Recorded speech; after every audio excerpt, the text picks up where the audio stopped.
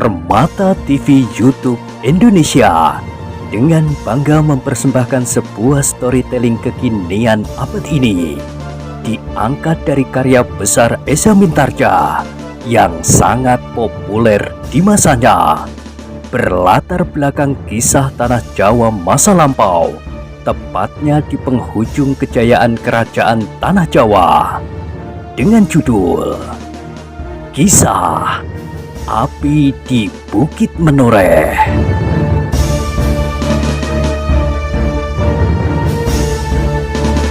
Pada kesempatan yang sangat baik ini, kita masuk pada episode yang ke-370.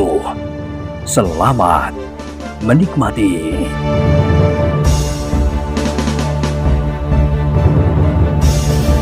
Pada episode sebelumnya telah diceritakan, Agung Sedayu telah hampir kehilangan segenap kesabarannya, sehingga hampir di luar sadarnya, ia menyahut, "Kalau mereka memang akan berbuat sewenang-wenang, apa boleh buat? Biarlah aku dicekik." Jawaban itu benar-benar telah mengejutkan, bukan saja orang yang tinggi kekar itu, tetapi juga orang-orang lain yang mendengarnya. Seorang yang bertubuh pendek tiba-tiba bangkit dan duduk sambil meraba-raba matanya. Katanya, "Jangan berkata begitu, anak muda. Itu tidak baik. Aku sangat memerlukan air sekarang," berkata Agung Sedayu kemudian, dan tanpa menghiraukan siapapun lagi, Agung Sedayu pun segera melangkahkan kakinya. Tetapi ia terpaksa berhenti ketika orang yang tinggi kekar itu pun meloncat dan berdiri 2 langkah saja di hadapannya. "Kau sangat menyakitkan hati kami di sini," berkata orang yang kekar itu. "Sebenarnya aku pun tidak akan peduli lagi apakah kau akan mati karena kesombonganmu. Tetapi kata-katamu yang menusuk perasaan kami itu harus kau tebus." Agung Sedayu masih tetap sadar betapa kejengkelan serasa menghentak-hentak dadanya. Karena itu maka ia pun mundur selangkah. "Aku tidak bermaksud demikian," katanya. Diamlah. Kalau kau berani menjawab sekali lagi, aku tampar mulutmu." Agung Sedayu benar-benar tidak menjawab. Sementara itu beberapa orang telah bangkit pula dan mencoba menyabarkan orang yang tinggi kekar itu. "Sudahlah, kau terlampau membencinya sehingga setiap kali kau marah kepadanya. Sekarang jangan hiraukan lagi anak bengal itu. Biarlah ia menerima akibat langsung dari kebengalannya. Tetapi ia menghina kami. Bukan maksudnya. Anak itu sedang bingung karena adiknya yang sakit itu."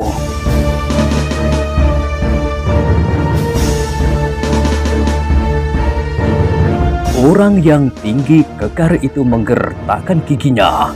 Geramnya, "Kau masih bernasib baik. Pada suatu saat aku tidak akan bersedia menyabarkan diri. Ingat, kau harus tahu bahwa di seluruh daerah ini tidak ada seorang pun yang berani melawan kehendakku. Semua orang-orang ini tidak. Para petugas pun tidak." Agung Sedayu tidak menyahut. Kata-kata itu selalu diulang-ulanginya. "Sudahlah, pergilah," berkata seseorang kepada Agung Sedayu. "Kalau kau masih berdiri saja di situ, mungkin mulutmu benar-benar akan berdarah dan membengkak. Aku pernah menyaksikan hal yang serupa pada seorang anak muda yang sombong seperti kau. Tetapi akhirnya anak itu hampir mati ketakutan."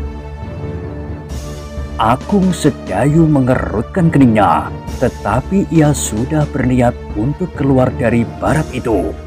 Sehingga ketika orang-orang itu melihatnya berjalan juga keluar, mereka menggeleng-gelengkan kepala. Salah seorang bergumam, "Anak yang keras hati." Orang yang tinggi kekar itu menggeram, kalau saja tidak terhalang oleh beberapa orang. ia sudah meloncat dan menerkam Agung Sedayu. Agung Sedayu yang kemudian turun ke halaman barak itu tidak berpaling lagi. Ia tidak mau kehilangan kesempatan itu, sehingga dengan tergesa-gesa ia pun kemudian menghilang di dalam gelap. Ketika hiruk-pikuk di dalam barak sudah tidak terdengar lagi, barulah Agung Sedayu menyadari keadaan dirinya. Ia kini berada di dalam gelapnya malam. Bagaimanapun juga terasa bulu-bulunya meremang. Namun anak muda itu kemudian menghentakkan tangannya sambil menggeram. Manusia adalah makhluk terkasih dari Yang Maha Kuasa. Tidak ada makhluk yang akan dapat mengganggunya selagi manusia itu sendiri tidak memisahkan diri dari Tuhannya. Agung Sedayu pun kemudian seolah-olah mendapatkan kekuatan dan keberanian yang baru. Perlahan-lahan ia berjalan di dalam gelapnya malam. Ditatapnya jalur jalan yang membujur seakan-akan menghunjam ke dalam kelam. Dari sana gurunya nanti akan datang apabila tidak ada kesulitan di jalan. Tengah malam telah lewat. Desis Agung Sedayu. Kalau guru tidak segera datang, aku harus menghadapi Gede Pemanahan. Tetapi Agung Sedayu belum tahu dengan pasti jalan yang paling dekat menuju ke pusat tanah yang sudah dibuka ini. Tetapi aku sudah mendapat ancar-ancarnya. Ia bergumam pula. Tanpa sesadarnya, Agung Sedayu berjalan semakin lama semakin jauh. Tetapi ketika ia berpaling, ia masih melihat cahaya lampu yang kemerah-merahan menyusup dari celah-celah dinding. Swandaru akan ikut serta apabila aku pergi ke tempat Ki Gede Pemanahan, desis Agung Sedayu. Namun selagi Agung Sedayu berjalan selangkah demi selangkah menyongsong gurunya itu yang sama sekali masih belum tampak, meskipun tengah malam telah agak jauh lalu, tiba-tiba ia dikejutkan oleh suara yang aneh dari balik gerumbul. Dengan serta-merta, Agung Sedayu mempersiapkan dirinya meskipun ia belum bersikap. Dadanya berdesir tajam ketika kemudian ia mendengar suara gemerincing.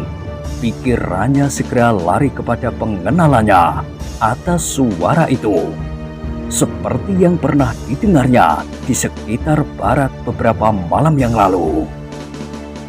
Hantu itu, desisnya. Tetapi segera ia mengenal dirinya sendiri sebagai makhluk terkasih dari Yang Maha Kuasa, yang lebih kuasa dari hantu-hantu yang manapun juga. Karena itu, maka tiba-tiba saja ia berdiri tegak dengan kaki renggang, seolah-olah ia sedang menghadapi lawan yang menantangnya berperang tanding. Sedang tangan kanannya telah melekat pada tangkai cambuknya yang membelit di lambung di bawah bajunya.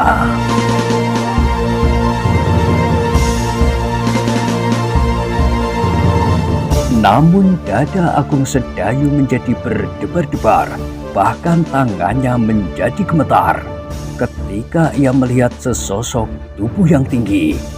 Tinggi sekali, hampir 2 kali lipat tubuhnya sendiri. Di ujung tubuh yang tinggi kehitam-hitaman itu menjenguk sebuah tengkorak yang mengerikan.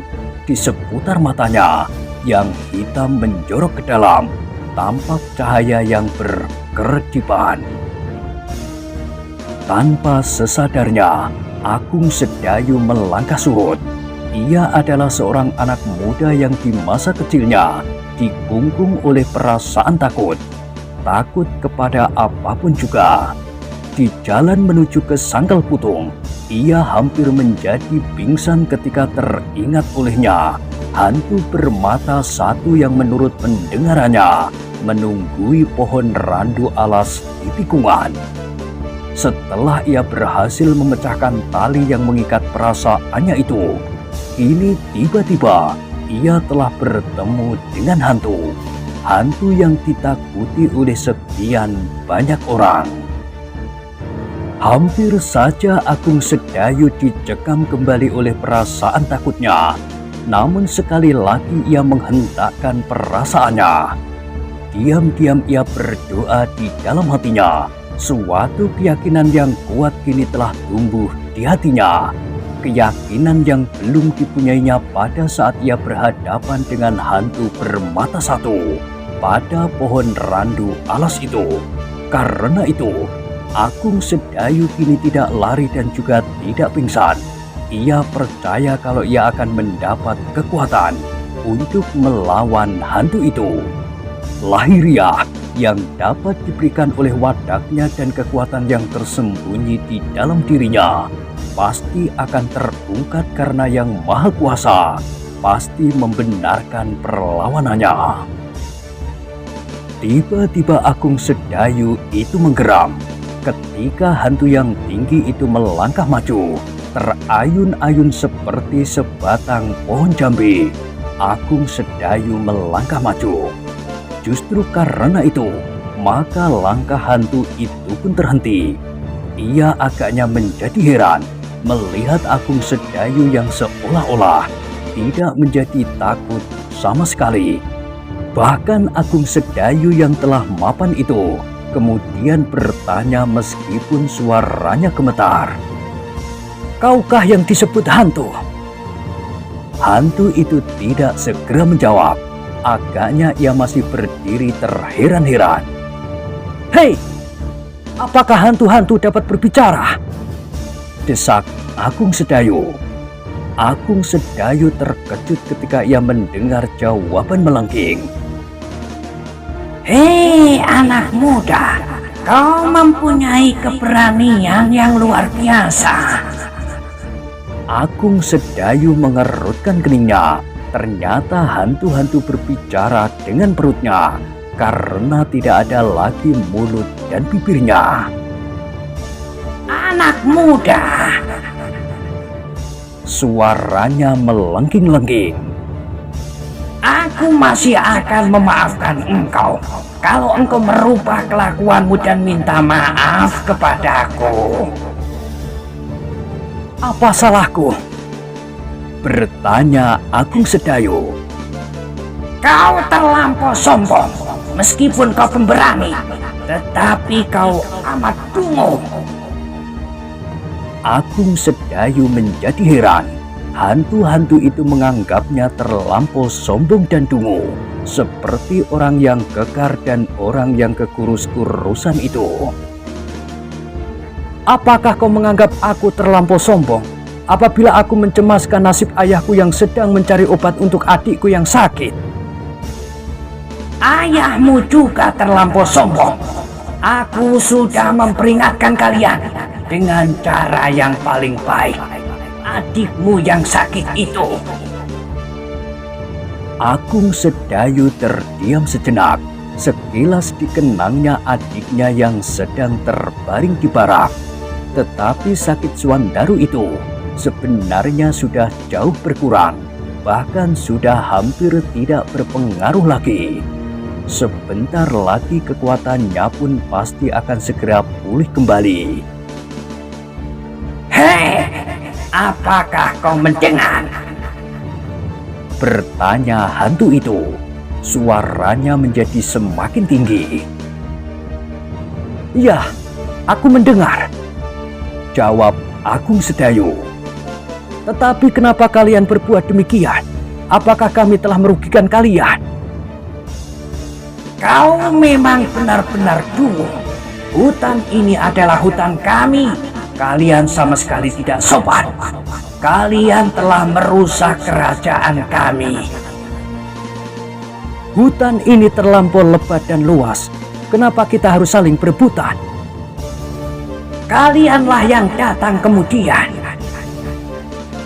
Agung Sedayu mengerutkan keningnya. Dicobanya untuk melihat hantu itu sebaik-baiknya. Namun malam terlampau gelap. Apalagi bayangan dedaunan dan gerumbul-gerumbul yang membuat malam semakin kelam. Berjanjilah, desis hantu itu. berjanjilah bahwa kau akan mengurungkan niatmu. Aku adalah sebagian kecil saja dari mereka yang membuka hutan. Kalau kalian, hantu-hantu memang berkeberatan, sebaiknya kalian menemui Ki Gede Pemanahan dan Mas Ngabei Loreng Pasar. Kepada keduanya itulah kalian harus berbicara. Tentu, raja kami akan berbicara kepada mereka. Agung Sedayu masih akan menjawab lagi, tetapi ia terperanjat ketika tiba-tiba saja ia mendengar suara tertawa. Bukan saja Agung Sedayu, hantu itu pun ternyata dapat terkejut juga.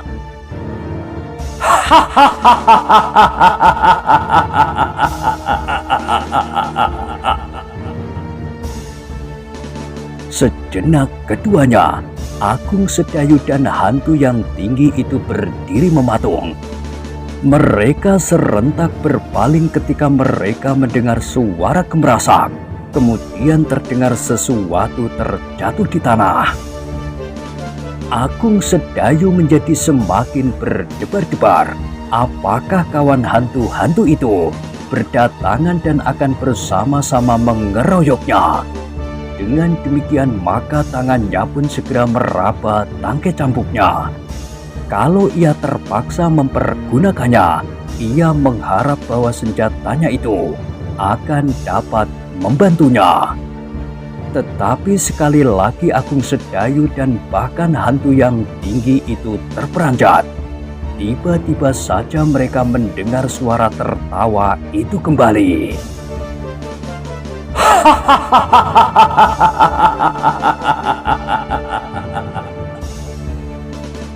Ketika mereka berpaling, tanpa mereka ketahui dari mana datangnya, mereka melihat seonggok benda yang kehitam-hitaman di dalam kelamnya malam dan bayang-bayang dedaunan.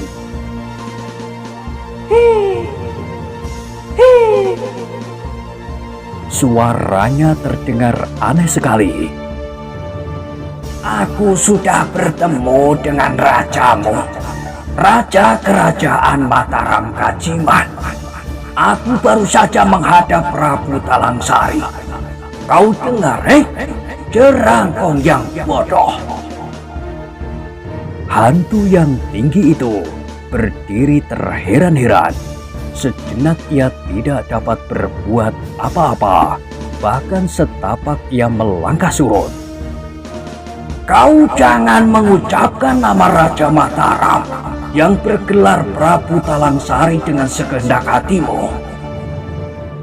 Benda yang kehitam-hitaman yang teronggok di tanah itu berkata seterusnya. Aku adalah Kiai Dandang Wesi, Pamomong Sutowijoyo yang telah merayang dan menjadi hulu balang kerajaan hantu di Gunung Merapi.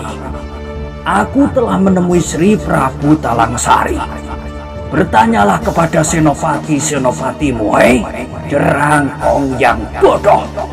Kau adalah hantu yang rendah derajatmu, meskipun bentukmu menakutkan bagi anak-anak. Hantu yang tinggi itu untuk sejenak berdiam diri. Namun kemudian selangkah demi selangkah ia mundur. Pergilah! Bentak benda hitam yang teronggok di tanah. Hantu yang tinggi itu berhenti sejenak. Namun tiba-tiba ia mengaduh. Sebuah benda telah mengenainya, tepat pada perutnya yang mengeluarkan suara.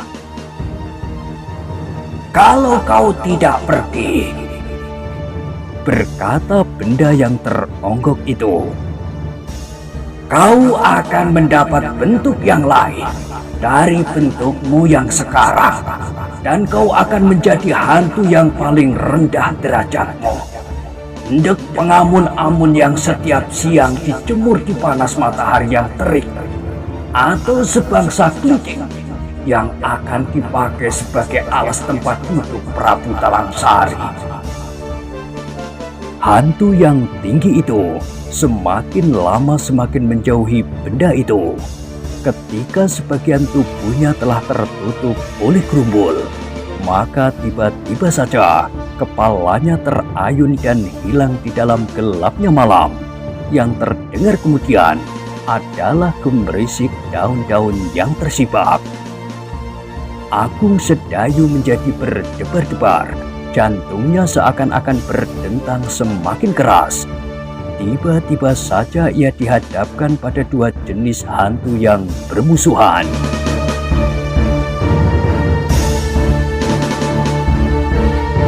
Namun ketika ia berpaling, darahnya tersirap. Hantu yang seakan-akan tidak mempunyai bentuk itu telah lenyap pula tanpa bekas. Sejenak Agung Sedayu berdiri termangu-mangu. Digosok-gosoknya matanya, seakan-akan ia tidak percaya pada penglihatannya. Bahkan ia pun kemudian berdesis, "Bukankah aku tidak bermimpi?"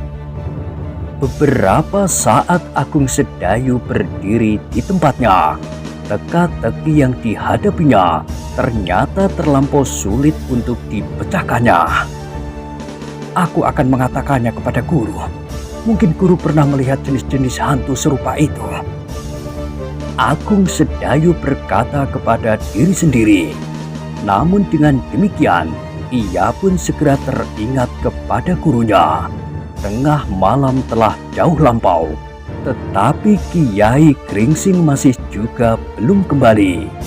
Agung Sedayu menarik nafas dalam-dalam. Namun pertemuannya dengan hantu-hantu itu justru membuatnya menjadi semakin tatap. Karena itu, maka ia pun melanjutkan langkahnya, menyusuri jalan yang sempit yang akan dilalui oleh gurunya itu. Dalam keremangan malam, sekali lagi langkahnya terhenti. Ia melihat bayangan kehitam-hitaman di jalan yang dilaluinya itu pula. Semakin lama menjadi semakin dekat.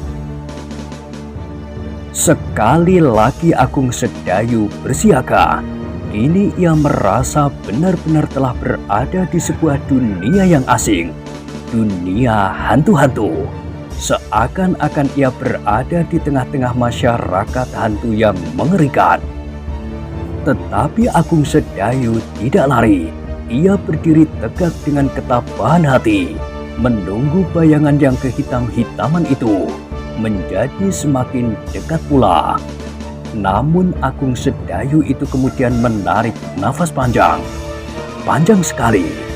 Semakin dekat bayangan itu, semakin jelas baginya bahwa bayangan itu adalah sesosok tubuh seseorang yang berjalan perlahan ke arahnya. Dan Agung Sedayu pun segera mengenal pula bahwa orang itu adalah gurunya, Kiai Gringsing. "Guru," desis Agung Sedayu, "kenapa kau berada di sini?" bertanya Kiai Gringsing. Agung Sedayu tidak segera menjawab. Ditatapnya Kiai Gringsing tajam-tajam, seperti hendak meyakinkan dirinya bahwa ia benar-benar berhadapan dengan gurunya.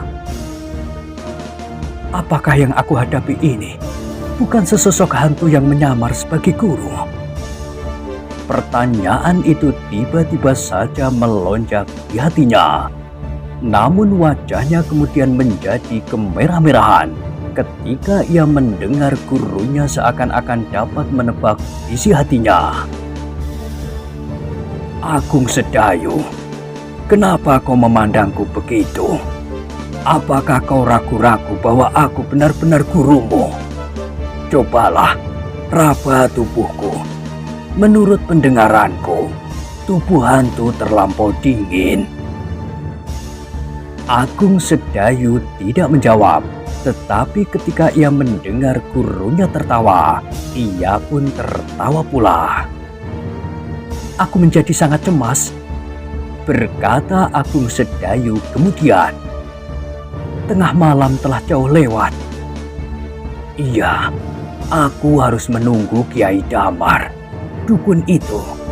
Ternyata ia sedang pergi dari rumahnya. Agung Sedayu mengangguk-anggukkan kepalanya, namun tiba-tiba ia bertanya, "Apakah guru lama menunggu?" "Iya, cukup lama."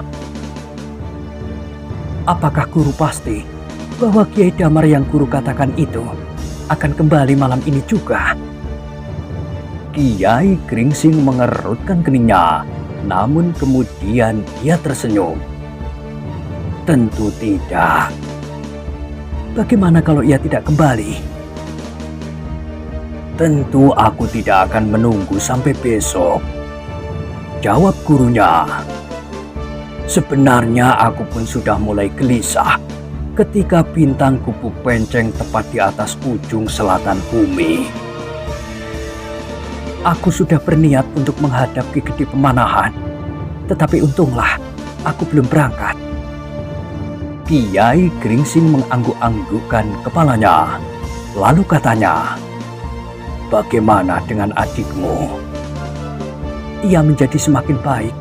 Kalau aku akan menghadap Ki Gede Pemanahan, ia akan serta." "Aku kira ia memang sudah berangsur sembuh, meskipun kekuatannya belum pulih kembali." "Sayang," berkata Agung Sedayu tiba-tiba, "guru tidak datang lebih cepat." "Kenapa?" "Aku terpaksa bertengkar dengan orang yang tinggi kekar itu." "Kok apakan orang itu?" "Aku tidak berbuat apa-apa," sahut Agung Sedayu yang kemudian menceritakan pertengkarannya dengan orang yang kekar itu. "Bagus, memang sebaiknya kau tidak berbuat apa-apa." Namun Kiai Gringsing kemudian berpikir, "Tetapi bagaimana dengan Swandaru yang kau tinggalkan itu?" "Maksud guru, apakah anak itu tidak menjadi sasaran kemarahan mereka?" "Tetapi Swandaru sudah sembuh." "Itulah yang aku cemaskan. Ia tidak akan dapat menahan hati sejauh yang dapat kau lakukan."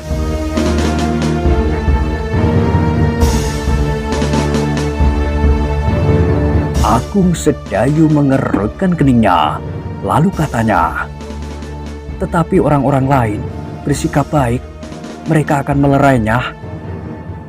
Ketika Kiai Gringsing kemudian mengangguk-anggukkan kepalanya, Agung Sedayu berkata, "Selain itu, aku masih mempunyai cerita yang barangkali menarik juga buat guru."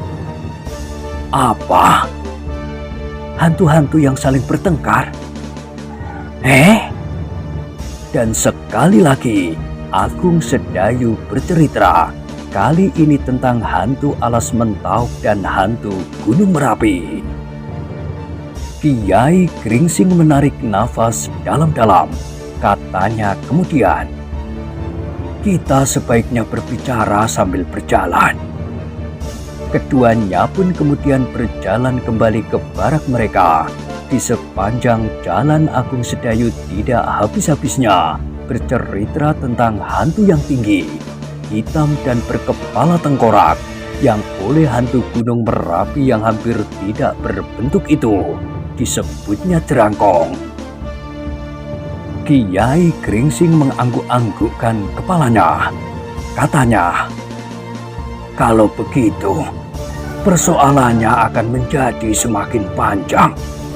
Agaknya ada pertentangan antara Alas Mentau yang disebut sebagai suatu kerajaan melawan Gunung Merapi yang juga menyebut dirinya suatu kerajaan." "Iya, kalau begitu kita menjadi berbesar hati. Bukankah hantu-hantu dari Gunung Merapi berpihak kepada kita? Maksudku, kepada mereka yang membuka hutan ini." "Iya, begitulah agaknya.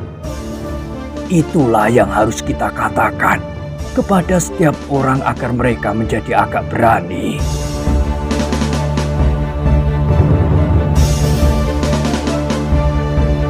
Ketika mereka sampai di barak, mereka melihat di serambi orang-orang yang tidur dengan nyenyaknya, sekelompok-sekelompok. Dengan demikian maka Kiai Gringsing dan Agung Sedayu pun berjalan sambil berjingkat agar tidak mengejutkan mereka. Tetapi mereka terpaksa membangunkan beberapa orang karena pintu yang tidak terbuka cukup lebar. Ketika tangan Kiai Gringsing mendorong pintu itu, maka meloncatlah derit yang panjang. "Hei, kau baru pulang?" bertanya seseorang. Kiai Gringsing berpaling. Dilihatnya seorang tua mengangkat kepalanya. "Iya, aku baru pulang," desis Kiai Gringsing perlahan-lahan.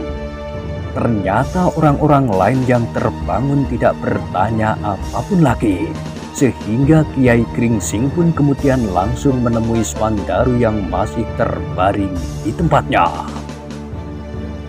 Di dalam cahaya lampu minyak yang remang-remang, Kiai Gringsing dan Agung Sedayu melihat Swandaru berbaring diam di tempatnya, seolah-olah tidur dengan nyenyaknya. Namun beberapa langkah lagi mereka mendekat, wajah Kiai Gringsing menjadi tegang. Dengan tergesa-gesa, ia meloncat dan langsung berjongkok di samping muridnya yang sedang sakit itu. Swandaru," desis Kiai Gringsing perlahan-lahan, tetapi Swandaru tidak menyahut. "Guru, kenapa anak itu?" Agung Sedayu pun menjadi tegang pula. Dengan tangan gemetar, Kiai Gringsing meraba kening, dahi dan kemudian perut Swandaru. "Wajahnya menjadi pucat sekali, Guru, dan bibirnya menjadi kebiru-biruan." Setitik keringat mengembun di dahi Kiai Gringsing.